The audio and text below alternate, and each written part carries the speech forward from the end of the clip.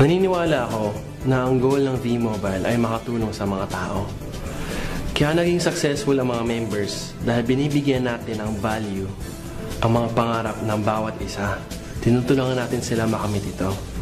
Ngayon, hindi lang yung pangarap ko ang natupad sa V-Mobile, pangarap ng pamilya ko, pangarap ng mga kaibigan ko, at pangarap ng maraming tao. Sa tingin ko, yun yung pinakamasarap na feeling na habang kumikita ka, nakakatulong ka sa ibang tao. Meron kaming motto sa team natin, changing the country, one life at a time. Kasi hindi naman natin matutulungan kagad lahat ng tao. Pero kung paisa-isa natin gagawin, makatulong tayo ng malaki sa bansa natin. We love the Philippines.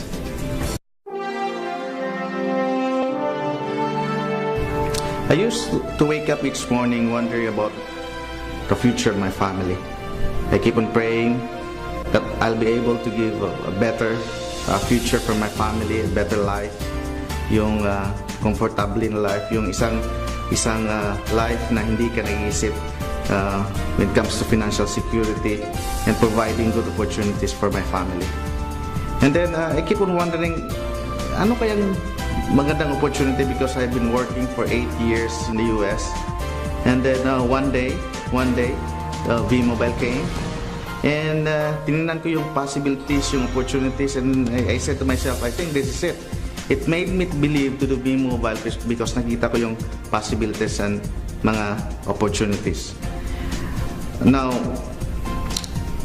a few months later, hindi lang po life ko ang nag-change, kundi yung family ko din. And it started because I decided to believe. Tulad nyo, may pangarap din ako. In fact, my dreams are bigger than me. Literal.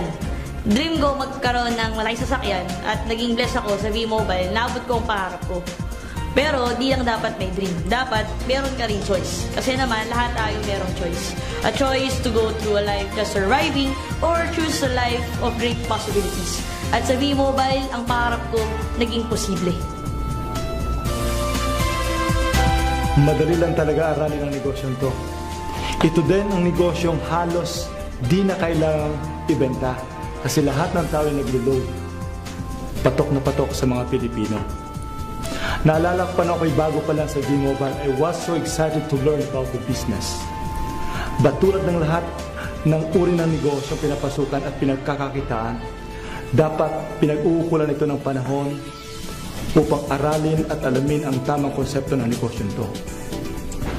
Tama, ang negosyong ito ay napakadali, but it takes commitment to be successful in V-Mobile. Dapat committed ka sa anumang gusto mo ma-achieve sa buhay mo.